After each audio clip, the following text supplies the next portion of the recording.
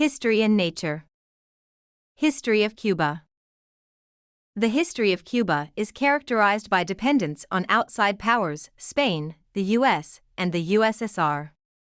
The island of Cuba was inhabited by various Amerindian cultures prior to the arrival of the Genoese explorer Christopher Columbus in 1492. After his arrival on a Spanish expedition, Spain conquered Cuba and appointed Spanish governors to rule in Havana.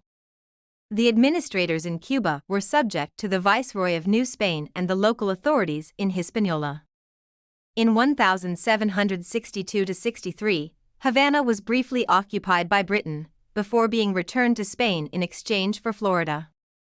A series of rebellions between 1868 and 1898, led by General Maximo Gómez, failed to end Spanish rule and claimed the lives of 49,000 Cuban guerrillas and 126,000 Spanish soldiers. However, the Spanish-American War resulted in a Spanish withdrawal from the island in 1898, and following 3.5 years of subsequent U.S. military rule, Cuba gained formal independence in 1902. In the years following its independence, the Cuban Republic saw significant economic development, but also political corruption and a succession of despotic leaders, culminating in the overthrow of the dictator Fulgencio Batista by the 26th of July movement, led by Fidel Castro, during the 1953–1959 Cuban Revolution. The new government aligned with the Soviet Union and embraced communism. In the early 1960s, Castro's regime withstood invasion, April 1961, faced nuclear Armageddon, October 1962, and experienced a civil war, October 1960, that included Dominican support for regime opponents. Following the Warsaw Pact invasion of Czechoslovakia, 1968, Castro publicly declared Cuba's support. His speech marked the start of Cuba's complete absorption into the Eastern Bloc. During the Cold War, Cuba also supported Soviet policy in Afghanistan, Poland, Angola, Ethiopia, Nicaragua, and El Salvador. The Cuban intervention in Angola contributed to Namibia gaining independence in 1990 from apartheid-ruled South Africa. The Cuban economy was mostly supported by Soviet subsidies. With the dissolution of the USSR in 1991, the subsidies disappeared and Cuba was plunged into a severe economic crisis known as the Special Period that ended in 2000 when Venezuela began providing Cuba with subsidized oil. In 2019, Miguel Díaz-Canel was elected president of Cuba by the National Assembly. The country has been politically and economically isolated by the United States since the revolution, but has gradually gained access to foreign commerce and travel as efforts to normalize diplomatic relations have progressed. Domestic economic reforms are also beginning to tackle existing economic problems which arose in the aftermath of the Special Period, i.e., the introduction of the dual currency system. Part of a series on the history of Cuba. Governorate of Cuba, 1511–1519, Viceroyalty of New Spain, 1535–1821, Siege of Havana, Captaincy General of Cuba, 1607–1898, 10 Years' War, 1868–1878, Cuban War of Independence, 1895–1898, Treaty of Paris, 1898, U.S. Military Government, 1898–1902, Republic of Cuba, 1902–1959, Cuban Pacification, 1906–1909, Negro Rebellion, 1912, Sugar Intervention, 1917–1922, Cuban Revolution, 1953–1959, United States Embargo against Cuba, 1958, Republic of Cuba, 1959, Cuban Exodus, 1959, Bay of Pigs Invasion, 1961, Cuban Missile Crisis, 1962, Intervention in Angola, 1975–1991, Special Period, 1991–2000, Cuban Thaw, 2015, Timeline, Topical, Agriculture, Education, Economic History, Human Rights, Military History, Religion, Women's History. Pre-Columbian to 1500, Taino women preparing cassava bread. Cuba's earliest known human inhabitants inhabited the island in the 4th millennium BC. The oldest known Cuban archaeological site, La Visa, dates from approximately 3100 BC.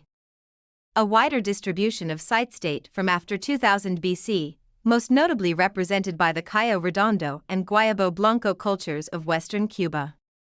These Neolithic cultures used ground stone and shell tools and ornaments, including the dagger-like gladiolitos, which are believed to have had a ceremonial role. The Cayo Redondo and Guayabo Blanco cultures lived a subsistence lifestyle based on fishing, hunting, and collecting wild plants. Prior to Columbus' arrival, the indigenous Guanajatabe, who had inhabited Cuba for centuries, were driven to the far west of the island by the arrival of subsequent waves of migrants, including the Taino and Siboney. These people had migrated north along the Caribbean island chain. The Taino and Siboney were part of a cultural group commonly called the Arawak, who inhabited parts of northeastern South America prior to the arrival of Europeans. Initially, they settled at the eastern end of Cuba, before expanding westward across the island. The Spanish Dominican clergyman and writer Bartolomé de las Casas estimated that the Taino population of Cuba had reached 350,000 by the end of the 15th century. The Taino cultivated the yucca root, harvested it and baked it to produce cassava bread. They also grew cotton and tobacco, and ate maize and sweet potatoes. According to History of the Indians, they had everything they needed for living. They had many crops, well arranged. Spanish conquest and early colonization, 1492 to 1800. A watercolor painting of Havana Bay, circa 1639. Christopher Columbus, on his first Spanish-sponsored voyage to the Americas in 1492, sailed south from what is now the Bahamas to explore the northeast coast of Cuba and the northern coast of Hispaniola. Columbus, who was searching for a route to India, believed the island to be a peninsula of the Asian mainland. Columbus arrived at Cuba on Saturday, October 27, 1492, and he landed on Sunday, October 28, 1492, at Puerto de Naip. During a second voyage in 1494, Columbus passed along the south coast of the island, landing at various inlets including what was to become Guantanamo Bay.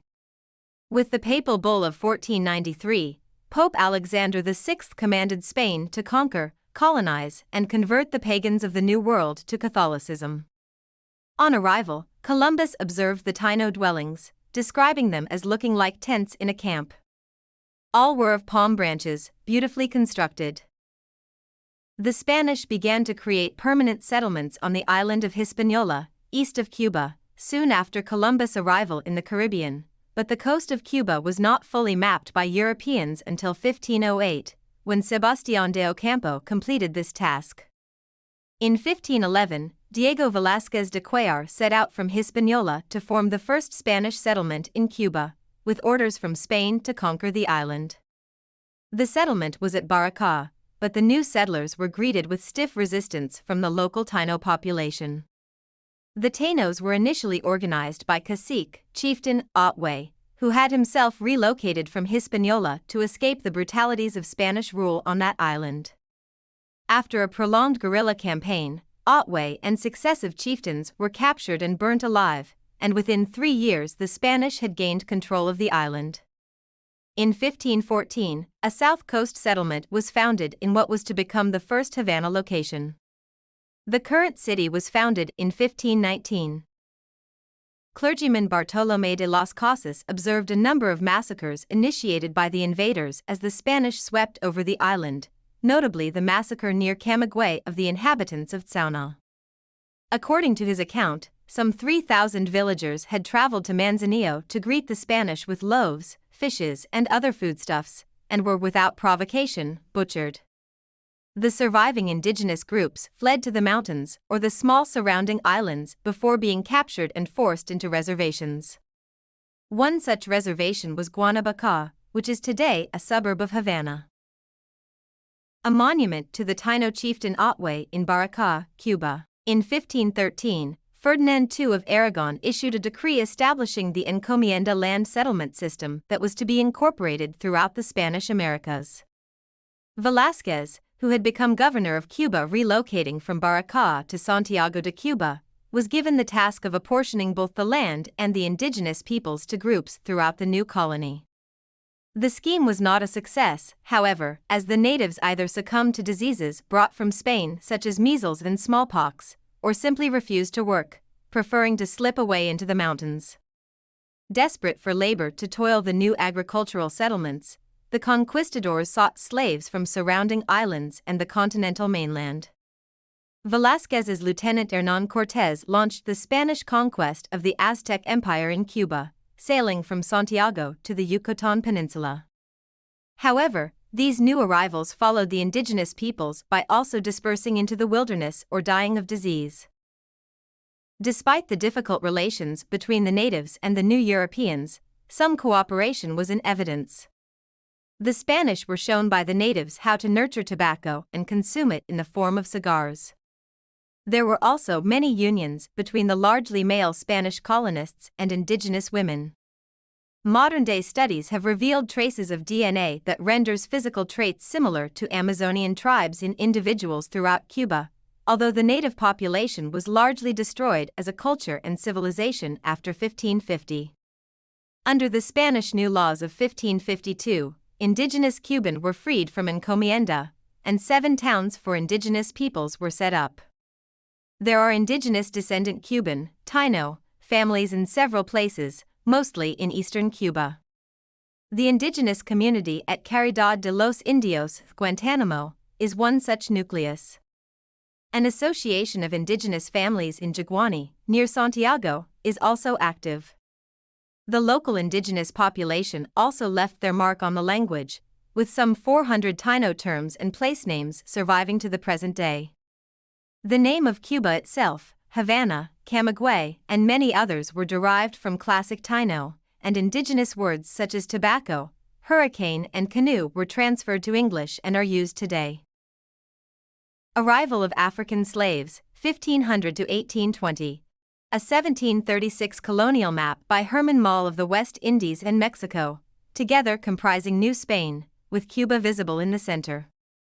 Main article, Slavery in Cuba. The Spanish established sugar and tobacco as Cuba's primary products, and the island soon supplanted Hispaniola as the prime Spanish base in the Caribbean. Further field labor was required. African slaves were then imported to work the plantations as field labor. However, restrictive Spanish trade laws made it difficult for Cubans to keep up with the 17th and 18th century advances in processing sugar cane pioneered in Barbados, Jamaica, and Saint-Domingue. Spain also restricted Cuba's access to the slave trade, instead issuing foreign merchants asientos to conduct it on Spain's behalf. The advances in the system of sugar cane refinement did not reach Cuba until the Haitian Revolution in the nearby French colony of Saint-Domingue led to thousands of refugee French planters to flee to Cuba and other islands in the West Indies, bringing their slaves and expertise in sugar refining and coffee growing into eastern Cuba in the 1790s and early 19th century. In the 19th century, Cuban sugar plantations became the most important world producer of sugar, thanks to the expansion of slavery and a relentless focus on improving the island's sugar technology. Use of modern refining techniques was especially important because the British Slave Trade Act 1807 abolished the slave trade in the British Empire, with slavery itself being abolished in the Slavery Abolition Act 1833. The British government set about trying to eliminate the transatlantic slave trade. Under British diplomatic pressure, in 1817 Spain agreed to abolish the slave trade from 1820 in exchange for a payment from London. Cubans rapidly rushed to import further slaves in the time legally left to them. Over 100,000 new slaves were imported from Africa between 1816 and 1820. In other words, 100,000 African people were sold into slavery. In spite of the new restrictions, a large-scale illegal slave trade continued to flourish in the following years. Many Cubans were torn between desire for the profits generated by sugar and a repugnance for slavery, which they saw as morally, politically, and racially dangerous to their society. By the end of the 19th century, slavery was abolished. However, prior to the abolition of slavery, Cuba gained great prosperity from its sugar trade. Originally, the Spanish had ordered regulations on trade with Cuba, which kept the island from becoming a dominant sugar producer. The Spanish were interested in keeping their trade routes and slave trade routes protected. Nevertheless, Cuba's vast size and abundance of natural resources made it an ideal place for becoming a booming sugar producer. When Spain opened the Cuban trade ports, it quickly became a popular place. New technology allowed a much more effective and efficient means of producing sugar. They began to use water mills, enclosed furnaces, and steam engines to produce higher quality sugar at a much more efficient pace than elsewhere in the Caribbean. The boom in Cuba's sugar industry in the 19th century made it necessary for the country to improve its transportation infrastructure. Planters needed safe and efficient ways to transport the sugar from the plantations to the ports, in order to maximize their returns. Many new roads were built, and old roads were quickly repaired. Railroads were built relatively early, easing the collection and transportation of perishable sugar cane. It was now possible for plantations all over this large island to have their sugar shipped quickly and easily. Sugar plantations. Cuba failed to prosper before the 1760s, due to Spanish trade regulations. Spain had set up a trade monopoly in the Caribbean, and their primary objective was to protect this, which they did by barring the islands from trading with any foreign ships. The resultant stagnation of economic growth was particularly pronounced in Cuba because of its great strategic importance in the Caribbean, and the stranglehold that Spain kept on it as a result. Isnaga Tower in Trinidad used to watch slaves over sugar plantations. As soon as Spain opened Cuba's ports up to foreign ships, a great sugar boom began that lasted until the 1880s. The island was perfect for growing sugar, being dominated by rolling plains, with rich soil and adequate rainfall. By 1860, Cuba was devoted to growing sugar, having to import all other necessary goods. Cuba was particularly dependent on the United States, which bought 82% of its sugar. In 1820, Spain abolished the slave trade, hurting the Cuban economy even more and forcing planters to buy more expensive, illegal, and troublesome slaves, as demonstrated by the slave rebellion on the Spanish ship Amistad in 1839.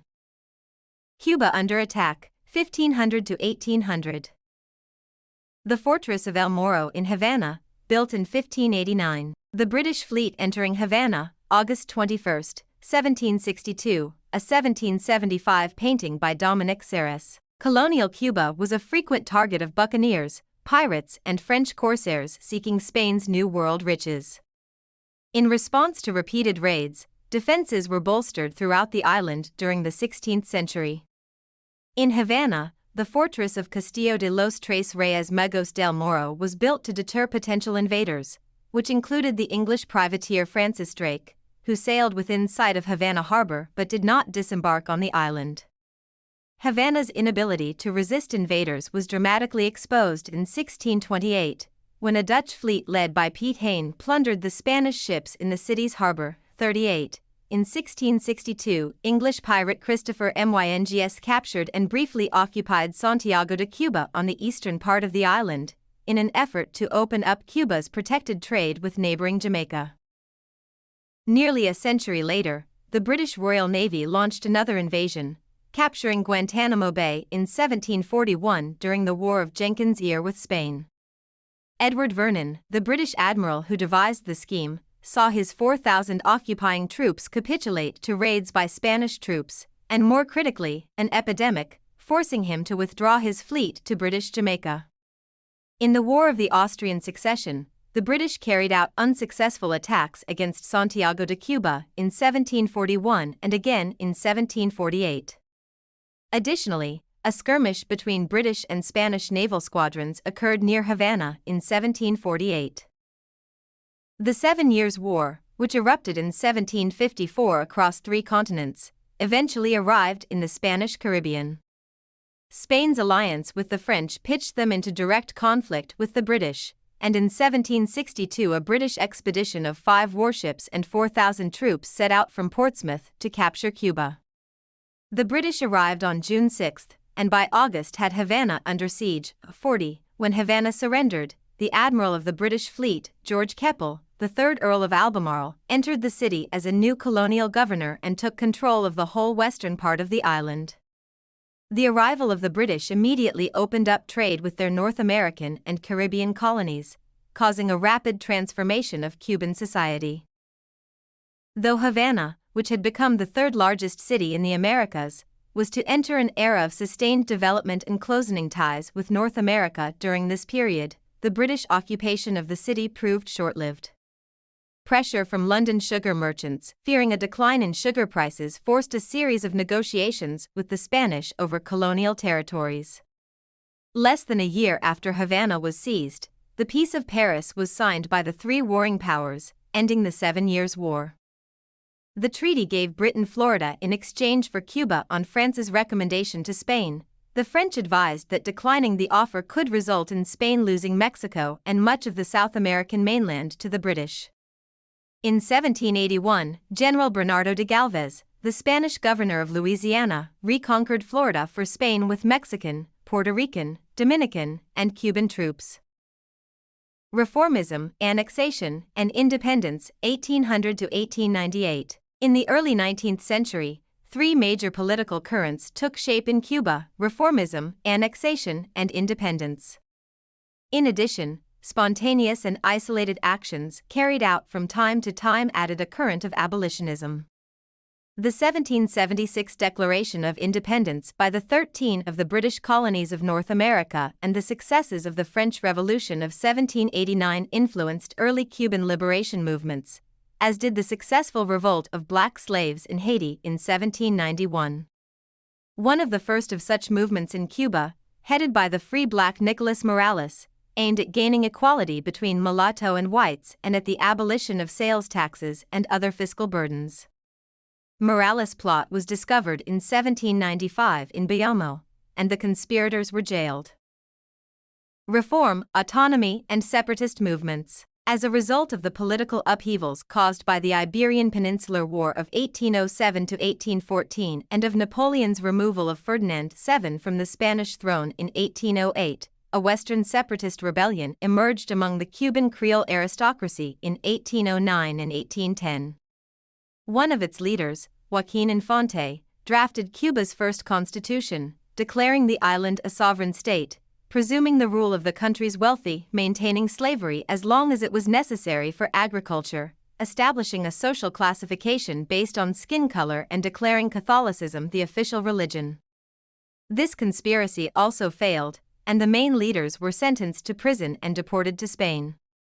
In 1812, a mixed-race abolitionist conspiracy arose, organized by José Antonio Aponte, a free black carpenter in Havana. He and others were executed.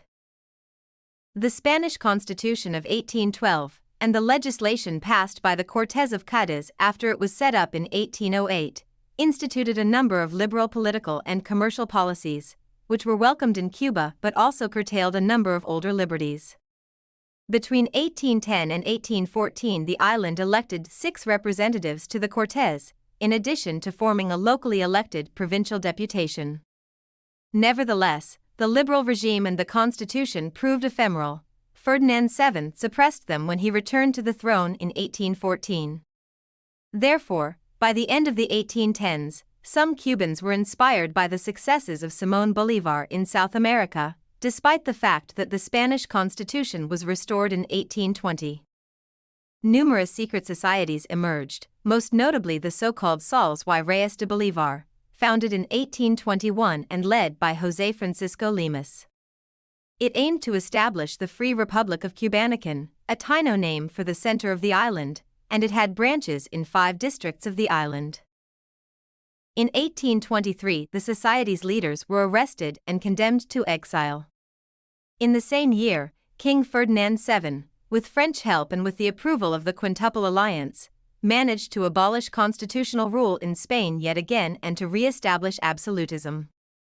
As a result, the National Militia of Cuba, established by the Constitution and a potential instrument for liberal agitation, was dissolved. A permanent executive military commission under the orders of the governor was created, newspapers were closed, elected provincial representatives were removed, and other liberties suppressed.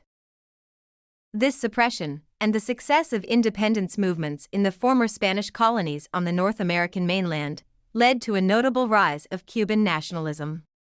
A number of independence conspiracies developed during the 1820s and 1830s, but all failed. Among these were the Expedición de los Trece, Expedition of the 13, in 1826, the Gran Legión del Águila Negra, Great Legion of the Black Eagle, in 1829, the Cadena Triangular, Triangular Chain, and the Sols de la Libertad, Sons of Liberty, in 1837.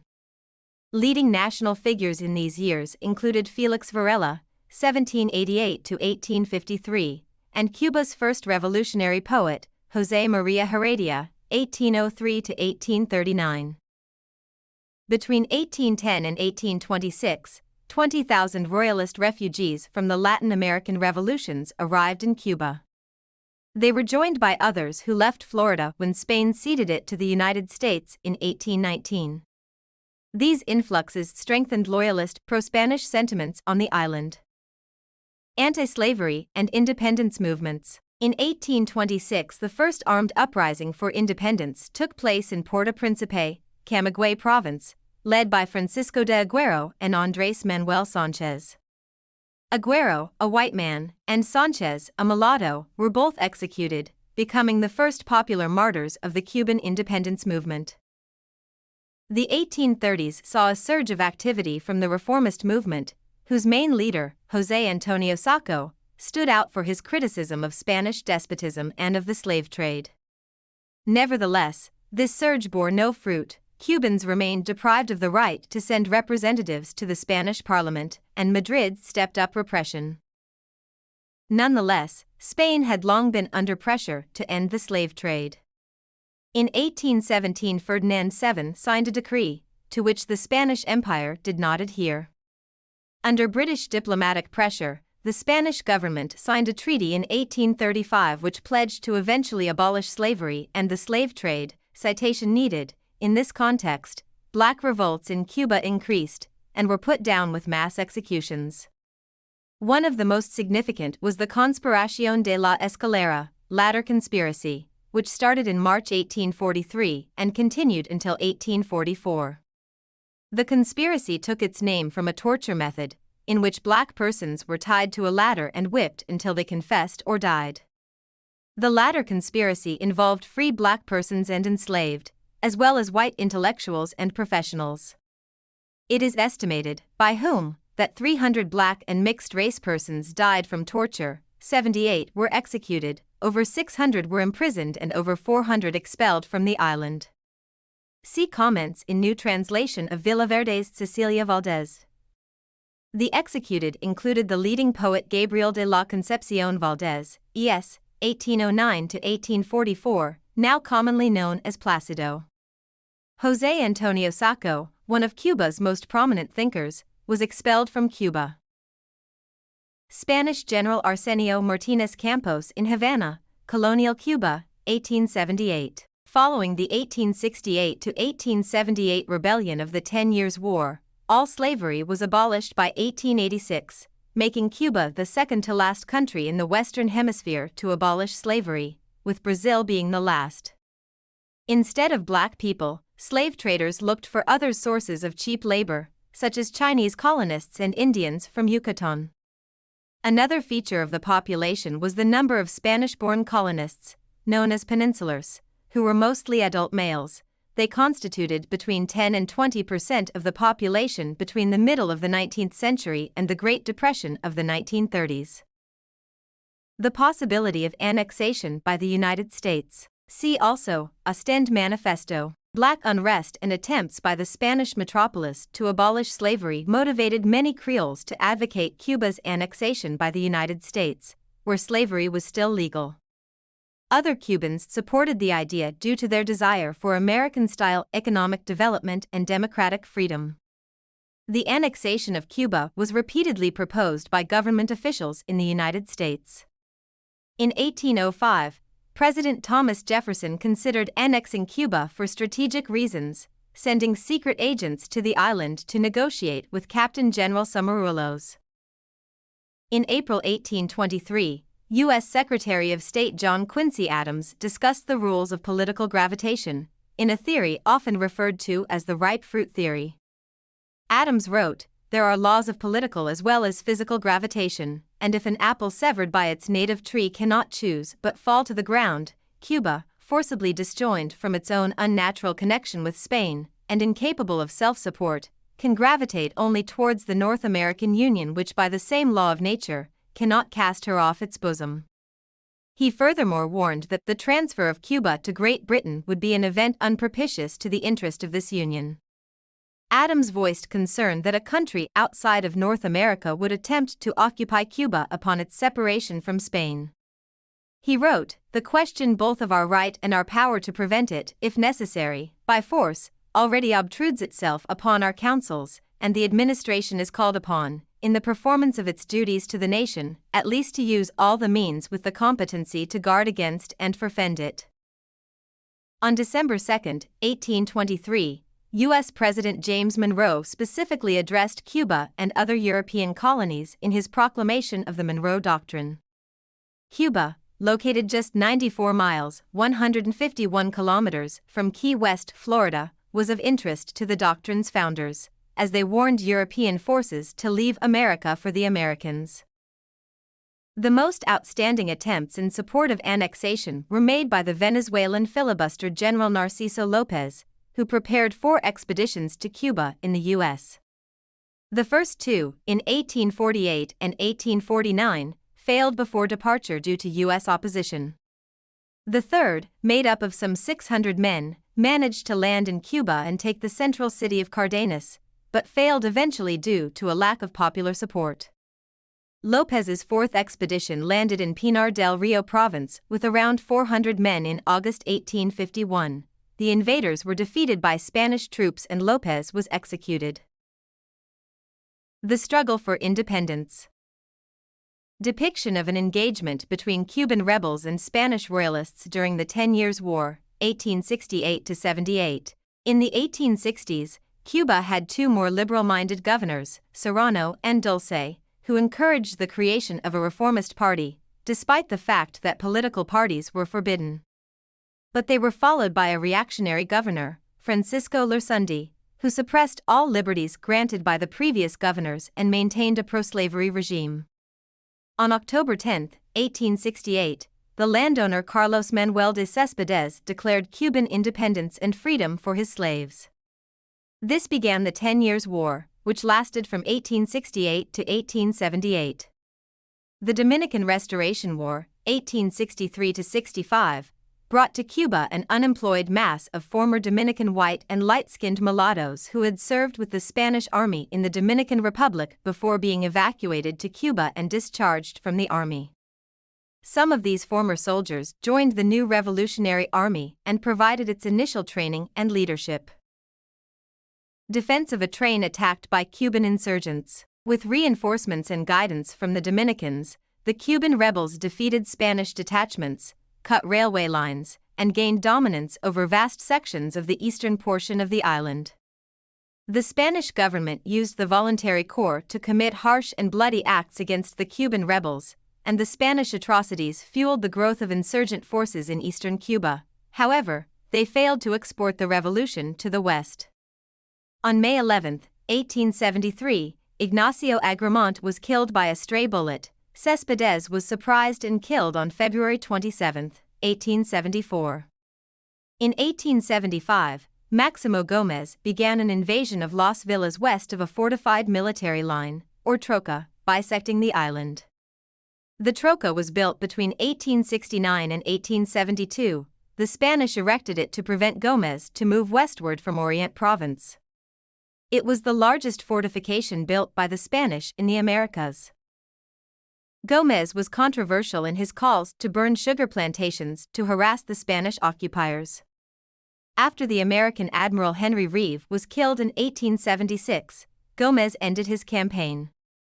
By that year, the Spanish government had deployed more than 250,000 troops to Cuba, as the end of the Third Carlist War had freed up Spanish soldiers for the suppression of the revolt. On February 10, 1878, General Arsenio Martínez Campos negotiated the Pact of Zanjan with the Cuban rebels, and the rebel General Antonio Macia's surrender on May 28 ended the war. Spain sustained 200,000 casualties, mostly from disease. The rebels sustained 100,000 to 150,000 dead, and the island sustained over $300 million in property damage. The Pact of Zanjan promised the manumission of all slaves who had fought for Spain during the war, and slavery was legally abolished in 1880. However, dissatisfaction with the peace treaty led to the Little War of 1879–80. Conflicts in the late 19th century, 1886 to 1900. Main article: Cuban War of Independence. Background: social, political, and economic change. During the time of the so-called rewarding truce, which encompassed the 17 years from the end of the 10 Years' War in 1878, fundamental changes took place in Cuban society. With the abolition of slavery in October 1886, former slaves joined the ranks of farmers and urban working class. Most wealthy Cubans lost their rural properties, and many of them joined the urban middle class. The number of sugar mills dropped and efficiency increased, with only companies and the most powerful plantation owners owning them. The numbers of campesinos and tenant farmers rose considerably. Furthermore, American capital began flowing into Cuba, mostly into the sugar and tobacco businesses and mining. By 1895, these investments totaled $50 million. Although Cuba remained Spanish politically, economically, it became increasingly dependent on the United States. These changes also entailed the rise of labor movements. The first Cuban labor organization, the Cigar Makers Guild, was created in 1878, followed by the Central Board of Artisans in 1879, and many more across the island. Abroad, a new trend of aggressive American influence emerged, evident in Secretary of State James G. Blaine's expressed belief that all of Central and South America would someday fall to the U.S. Blaine placed particular importance on the control of Cuba. "That rich island," he wrote on December 1, 1881, "the key to the Gulf of Mexico, is, though in the hands of Spain, a part of the American commercial system. If ever ceasing to be Spanish, Cuba must necessarily become American and not fall under any other European domination." Blaine's vision did not allow the existence of an independent Cuba. Martí's insurrection and the start of the war. After his second deportation to Spain in 1878, the pro-independence Cuban activist José Martí moved to the United States in 1881, where he began mobilizing the support of the Cuban exile community in Florida, especially in Ybor City in Tampa and Key West. He sought a revolution and Cuban independence from Spain, but also lobbied to oppose U.S. annexation of Cuba, which some American and Cuban politicians desired. Propaganda efforts by the Cuban junta continued for years and intensified starting in 1895. After deliberations with patriotic clubs across the United States, the Antilles, and Latin America, the Partido Revolucionario Cubano, Cuban Revolutionary Party, was officially proclaimed on April 10, 1892, with the purpose of gaining independence for both Cuba and Puerto Rico. Martí was elected delegate, the highest party position. By the end of 1894, the basic conditions for launching the revolution were set. In Foner's words, Martí's impatience to start the revolution for independence was affected by his growing fear that the United States would succeed in annexing Cuba before the revolution could liberate the island from Spain. On December 25, 1894, 3 ships, the Lagonda, the Almedis and the Baraka, set sail for Cuba from Fernandina Beach, Florida, loaded with armed men and supplies. 2 of the ships were seized by U.S. authorities in early January, who also alerted the Spanish government, but the proceedings went ahead. The insurrection began on February 24, 1895, with uprisings all across the island. In Orient, the most important ones took place in Santiago, Guantanamo, Jaguani, San Luis, El Cabra, El Cani, Alto Songo, Bayate, and Bear. The uprisings in the central part of the island, such as Ibarra, Jaguay Grande, and Aguada, suffered from poor coordination and failed. The leaders were captured, some of them deported and some executed. In the province of Havana, the insurrection was discovered before it got off and the leaders detained. Thus, the insurgents further west in Pinar del Rio were ordered to wait. Morti, on his way to Cuba, gave the proclamation of Montecristi in Santo Domingo, outlining the policy for Cuba's War of Independence. The war was to be waged by blacks and whites alike. Participation of all blacks was crucial for victory. Spaniards who did not object to the war effort should be spared, private rural properties should not be damaged, and the revolution should bring new economic life to Cuba. On the 1st and the 11th of April 1895, the main rebel leaders landed on 2 expeditions in Orient, Major Antonio Maceo and 22 members near Baracá and Morti, Maximo Gómez and 4 other members in Pleiades.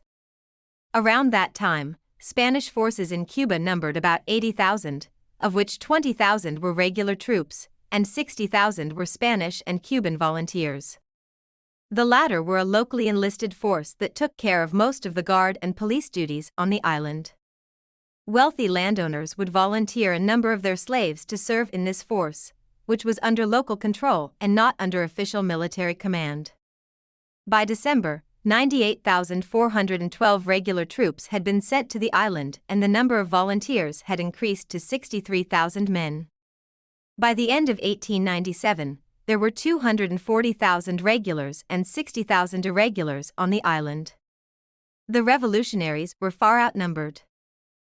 The rebels came to be nicknamed Mambis after a black Spanish officer, Juan Ethninius Mambi, who joined the Dominicans in the fight for independence in 1846. The Spanish soldiers referred to the Dominican insurgents as the men of Mambi and Mambis. When the 10 Years' War broke out in 1868, some of the same soldiers were assigned to Cuba, importing what had by then become a derogatory Spanish slur. The Cubans adopted the name with pride. After the 10 Years' War, possession of weapons by private individuals was prohibited in Cuba. Thus, one of the most serious and persistent problems for the rebels was a shortage of suitable weapons.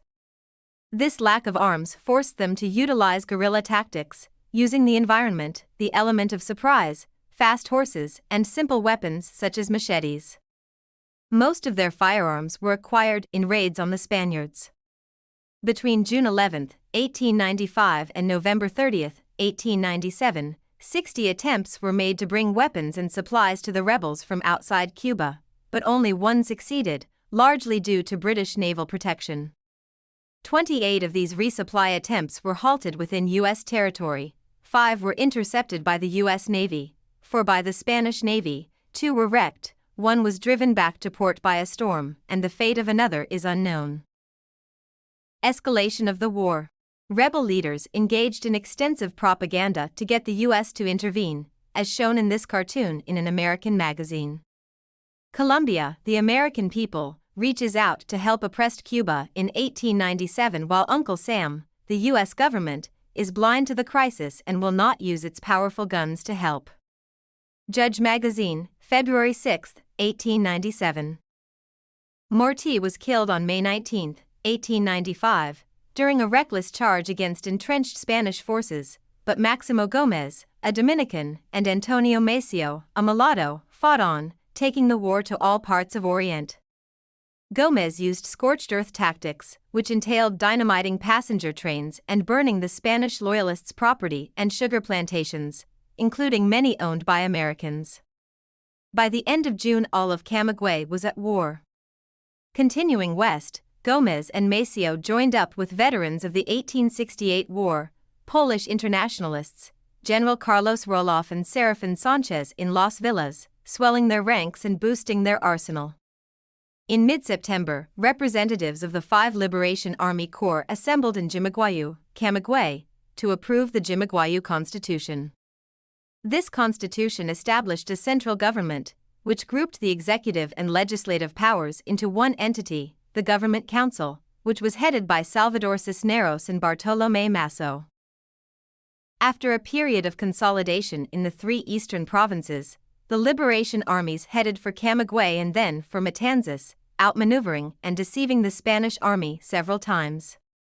The revolutionaries defeated the Spanish General Arsenio Martínez Campos, himself the victor of the 10 Years' War, and killed his most trusted general at Paralejo. Campos tried the same strategy he had employed in the 10 Years' War, constructing a broad defensive belt across the island, about 80 kilometers, 50 miles, long and 200 meters, 660 feet, wide. This line, called the Troca, was intended to limit rebel activities to the eastern provinces, and consisted of a railroad, from Jucaro in the south to Moron in the north, on which armored railcars could travel. At various points along this railroad there were fortifications. At intervals of 12 meters, 39 feet, there were posts, and at intervals of 400 meters, 1,300 feet, there was barbed wire. In addition, booby traps were placed at the locations most likely to be attacked. For the rebels, it was essential to bring the war to the western provinces of Matanzas, Havana, and Pinar del Rio, where the island's government and wealth was located. The 10 Years' War failed because it had not managed to proceed beyond the eastern provinces. In a successful cavalry campaign, overcoming the Trocas, the rebels invaded every province.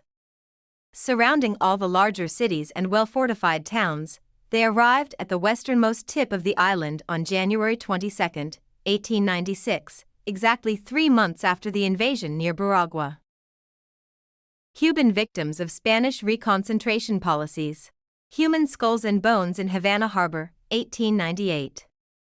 An estimated 225,000 Cubans died in Spanish concentration camps. Discuss. Unable to defeat the rebels with conventional military tactics, the Spanish government sent General Valeriano Weyler y Nicolau, nicknamed the Butcher, who reacted to these rebel successes by introducing terror methods, periodic executions, mass exiles, and the destruction of farms and crops.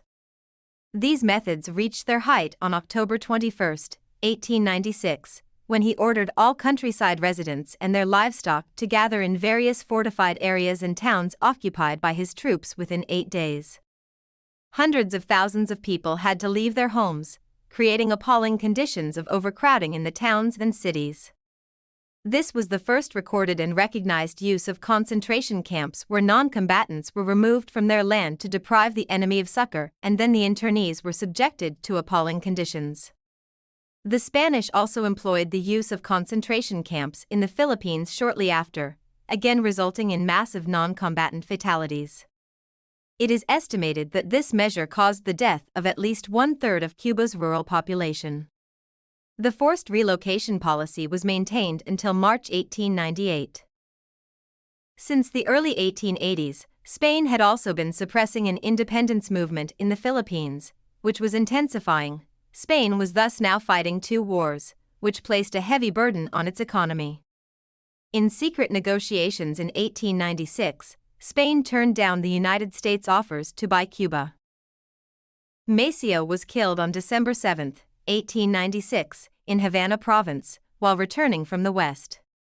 As the war continued, the major obstacle to Cuban success was weapons supply.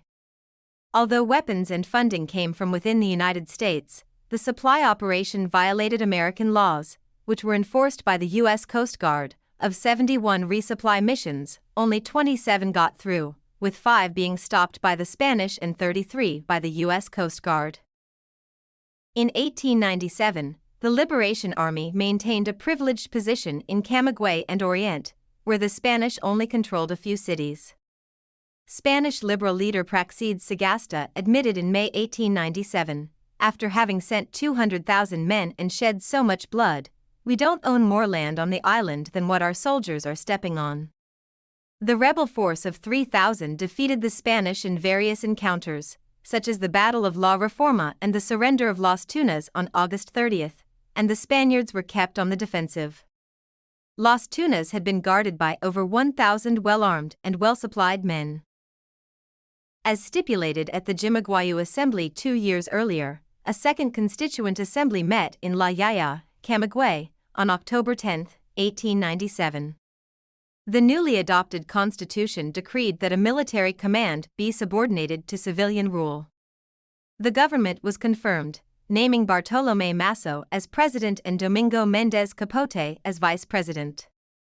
Thereafter, Madrid decided to change its policy toward Cuba, replacing Weyler, drawing up a colonial constitution for Cuba and Puerto Rico, and installing a new government in Havana. But with half the country out of its control, and the other half in arms, the new government was powerless and rejected by the rebels.